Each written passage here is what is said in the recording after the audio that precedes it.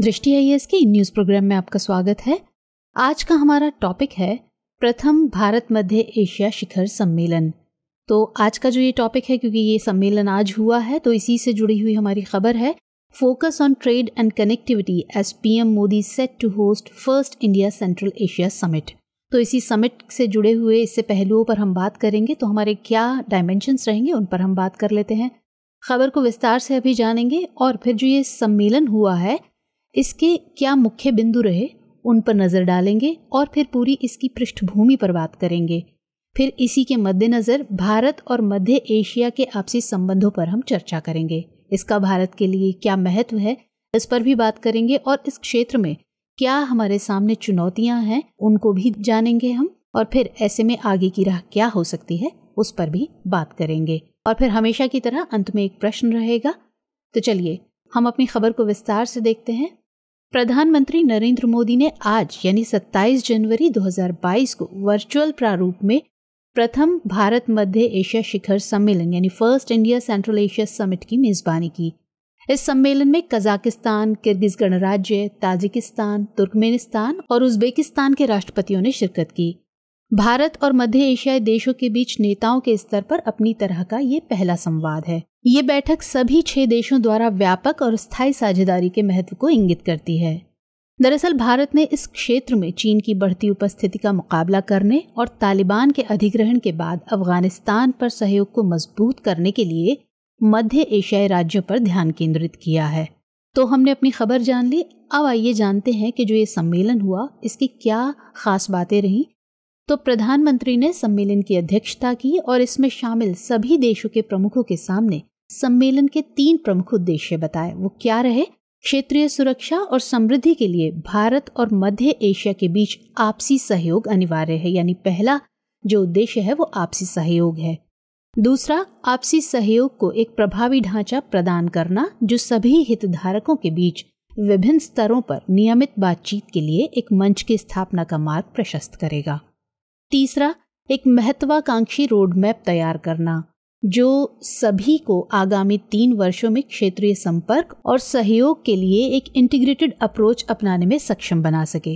प्रधानमंत्री ने कहा कि भारत और मध्य एशियाई देशों ने रणनीतिक साझेदारी के महत्वपूर्ण 30 सार्थक वर्ष पूरे कर लिए हैं और इन वर्षों में एक तरफ कजाकिस्तान भारत की ऊर्जा सुरक्षा के लिए महत्वपूर्ण साझेदार बन गया है, तो वहीं उज्बेकिस्तान के साथ बढ़ते सहयोग में भारतीय राज्य सरकारें सजग रूप से भागीदारी कर रही हैं। इसके अलावा तुर्कमेनिस्तान के साथ भारत की शिक्षा और हाई एल्टीट्यूड रिसर्च के क्षेत्र में सक्रिय भागीदारी है। उन्होंने कहा कि क्षेत्रीय सुरक्षा को लेकर भारत और मध्य एशियाई देशों की चिंताएं और उद्देश्य समान हैं। उन्होंने अफगानिस्तान के घटनाक्रम के कारण सभी की चिंताओं को उजागर करते हुए इस संदर्भ में भी आपसी सहयोग को क्षेत्रीय सुरक्षा और स्थिरता के लिए महत्वपूर्ण बताया। आइए अब नजर डालते हैं इसकी पृष्ठभूमि पर। भारत के प्रधानमंत्री नरेंद्र मोदी ने 2015 में सभी मध्य एशियाई देशों का दौरा किया था। इसके बाद द्विपक्षीय और बहुपक्षीय मंचों पर उच्च स्तर पर आदान प्रदान हुआ है। विदेश मंत्रियों के स्तर पर भारत मध्य एशिया वार्ता यानी इंडिया सेंट्रल एशिया डायलॉग की शुरुआत ने भारत मध्य एशिया संबंधों को गति प्रदान की है। इस वार्ता की तीसरी बैठक भारत के विदेश मंत्री की अध्यक्षता में 19 दिसंबर 2021 को नई दिल्ली में हुई थी। इस बैठक में कजाकिस्तान गणराज्य, किर्गिज गणराज्य, ताजिकिस्तान गणराज्य, तुर्कमेनिस्तान और उज्बेकिस्तान गणराज्य के विदेश मंत्रियों ने भाग लिया था। इसके अलावा नवंबर 2021 में नई दिल्ली में आयोजित अफगानिस्तान पर क्षेत्रीय सुरक्षा वार्ता में सभी 5 मध्य एशियाई देशों के राष्ट्रीय सुरक्षा सलाहकारों तथा रूस और ईरान के NSA ने भी भाग लिया, जिसने अफगानिस्तान पर एक सामान्य क्षेत्रीय दृष्टिकोण को रेखांकित किया है। आइए अब समझते हैं भारत और मध्य एशिया के संबंधों को, लेकिन उससे पहले मध्य एशिया यानी सेंट्रल एशिया पर एक नजर डालते हैं। तो सेंट्रल एशिया एशिया महाद्वीप में स्थित जो एक क्षेत्र है, इसके पश्चिम में कैस्पियन सागर से लेकर पूर्व में चीन एवं मंगोलिया तक तथा दक्षिण में अफगानिस्तान एवं ईरान से लेकर उत्तर में रूस तक फैला हुआ है। इस क्षेत्र में जो देश आते हैं वो है कजाकिस्तान, किर्गिस्तान, ताजिकिस्तान, तुर्कमेनिस्तान और उज्बेकिस्तान। आइए अब बात करते हैं भारत और मध्य एशिया के संबंधों की। तो भारत के सभी 5 मध्य एशियाई राज्यों के साथ मजबूत द्विपक्षीय संबंध हैं। सोवियत संघ के विघटन के बाद से ही भारत लगातार मध्य एशियाई देशों के साथ घनिष्ठ संबंध स्थापित करने की कोशिश करता रहा है।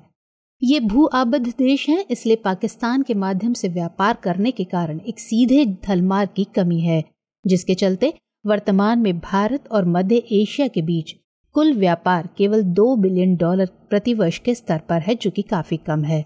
इस $2 बिलियन के व्यापार में से अधिकांश कजाकिस्तान से ऊर्जा आयात से आता है, जबकि शेष $1 बिलियन से अधिक में कच्चे तेल का हिस्सा है।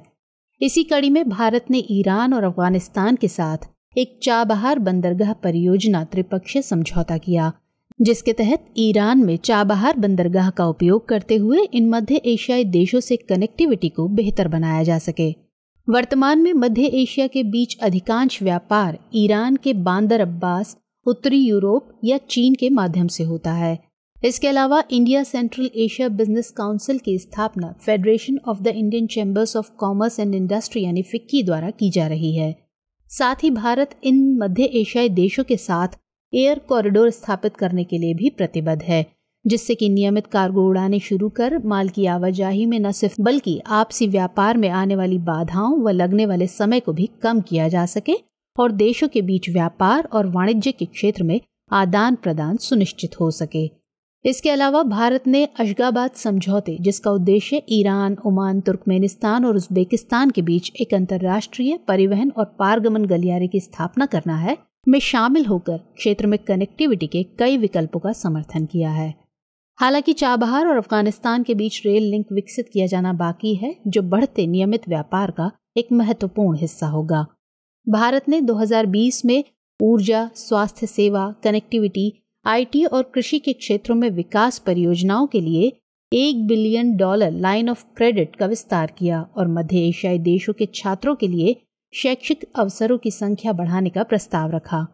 भारत और मध्य एशियाई गणराज्य आतंकवाद जैसे मामलों में समान चिंताओं को भी साझा करते हैं। भारत ने मध्य एशियाई देशों को कोविड-19 के खिलाफ लड़ाई के अपने प्रारंभिक चरण के दौरान टीकों और आवश्यक दवाओं की भी पूर्ति की।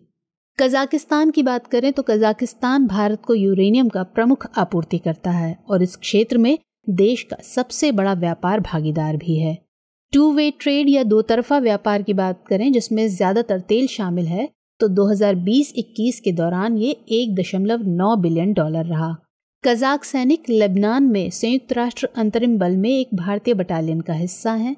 इसके अलावा दोनों पक्षों का काजिन नामक एक नियमित संयुक्त सैन्य अभ्यास भी है। कजाकिस्तान में लगभग 8,000 भारतीय हैं। किर्गिस्तान की बात करें तो इसके साथ भारत की रणनीतिक साझेदारी है और 2019 में भारत ने इसे $200 मिलियन की लाइन ऑफ क्रेडिट प्रदान की। दोनों देशों के बीच खंजर नामक एक वार्षिक संयुक्त सैन्य अभ्यास भी है। किर्गिस्तान में 15,000 से अधिक भारतीय छात्र निवास करते हैं। वहीं ताजिकिस्तान की बात करें तो ये भारत का रणनीतिक साझेदार है और भारत ताजिक मैत्री अस्पताल ताजिकिस्तान के साथ रक्षा में भारत के मजबूत सहयोग का प्रतीक है। उज्बेकिस्तान भी भारत का रणनीतिक साझेदार है और चाबहार बंदरगाह विकास के लिए एक त्रिपक्षीय कार्य समूह का हिस्सा है। भारत ने 2018 में इसे $1 बिलियन का ऋण प्रदान किया, जबकि $450 मिलियन की 4 परियोजनाओं को पहले ही स्वीकृत किया जा चुका है। कई भारतीय विश्वविद्यालयों और दवा कंपनियों ने उज्बेकिस्तान में अपनी उपस्थिति दर्ज कराई है। चलिए अब समझते हैं इसके महत्व को कि आखिर इसका महत्व क्या है। तो ये शिखर सम्मेलन मध्य एशियाई देशों के साथ भारत के बढ़ते जुड़ाव का प्रतिबिंब है, जो भारत की जो विस्तारित पड़ोस नीति है उसका हिस्सा है। साथ ही ये भारत मध्य एशिया संबंधों को नई ऊंचाइयों पर ले जाने में अहम कड़ी साबित हो सकता है। इसके अलावा ये भारत और मध्य एशियाई देशों के नेताओं द्वारा भारत मध्य एशिया साझेदारी को व्यापक और स्थायी करने के महत्व का भी प्रतीक है।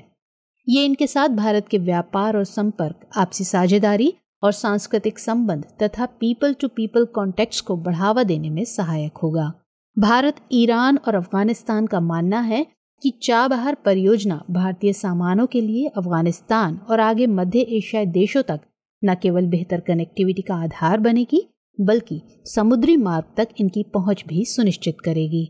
इसे मध्य एशियाई देशों के साथ व्यापार के लिए सुनहरे अवसरों का प्रवेश द्वार माना जा रहा है। मध्य एशियाई देशों के साथ बेहतर कनेक्टिविटी और संबंध क्षेत्रीय सुरक्षा के मद्देनजर महत्वपूर्ण हो जाते हैं, क्योंकि जहां चीन अपनी वन बेल्ट वन रोड परियोजना के तहत बेल्ट एंड रोड इनिशिएटिव को तेजी से आगे बढ़ा रहा है, इसके अलावा तालिबान शासित अफगानिस्तान की वर्तमान स्थिति और पाकिस्तान के जरिए बढ़ते आतंकवाद की समस्या के मद्देनजर भी ये भारत के आपसी संबंधों के जरिए अपनी क्षेत्रीय सुरक्षा सुनिश्चित करने की तरफ ठोस कदम कहा जा सकता है। भारत अपने सहयोग और संबंधों को अगले स्तर पर ले जाने के लिए 4C यानी commerce, capacity enhancement, connectivity and contacts पर फोकस करना चाहता है। तो ये बात की हमने महत्व की। अब इस क्षेत्र में क्या कुछ चुनौतियां हैं उनको भी समझना जरूरी है। तो बीते कुछ समय में मध्य एशियाई देशों का पाकिस्तान की ओर झुकाव जो है वो ज्यादा बढ़ा है। साथ ही ये बेल्ट एंड रोड इनिशिएटिव के साथ साथ एक चतुर्भुज ट्रैफिक इन ट्रेड समझौते का हिस्सा है, जिसमें कि चीन भी शामिल है।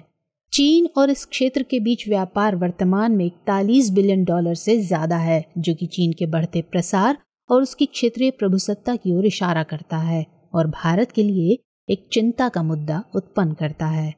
मुस्लिम बहुल मध्य एशियाई देश जो खुद को उदारवादी इस्लामिक राज्य के रूप में प्रचारित करते हैं, ने भी इस क्षेत्र में कट्टरवाद को बढ़ावा देने वाले तालिबान शासन के प्रति चिंता व्यक्त की है।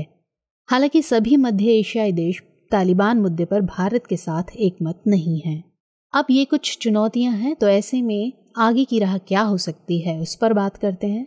तो ऐसे में जबकि पूरी दुनिया में कनेक्टिविटी को एक नई मुद्रा के रूप में देखा जा रहा है, तो ऐसे में आपसी सहयोग की महत्ता स्वतः ही उजागर हो जाती है। हाल के घटनाक्रम जैसे अफगानिस्तान में तालिबान शासन तथा चीन की बढ़ती विस्तारवादी नीति को देखते हुए क्षेत्रीय सुरक्षा और एक मजबूत पड़ोस के लिए भारत को ऐसे मंचों के जरिए नेतृत्व प्रदान कर अपनी पहुंच को विस्तार देने की जरूरत है, और जिसे भारत बखूबी अंजाम भी दे रहा है। इसके अलावा भारत ही नहीं, मध्य एशियाई देश भी भारत को एक अहम भागीदार के रूप में देखते हैं। मध्य एशियाई देशों द्वारा भारत को अशगाबाद समझौते में शामिल किया जाना भारत को मध्य एशिया और यूरेशिया दोनों के साथ व्यापार और वाणिज्यिक बातचीत की सुविधा के लिए कनेक्टिविटी नेटवर्क और इस क्षेत्र के प्राकृतिक संसाधनों तक पहुंच प्रदान करता है। आइए अब इस पूरे कंटेंट के मद्देनजर जो प्रश्न हम आपके लिए लेकर आए हैं उसको देख लेते हैं। तो मध्य एशिया क्षेत्रीय सुरक्षा और अखंडता के लिहाज से भारत के हितों का केंद्र है, टिप्पणी कीजिए।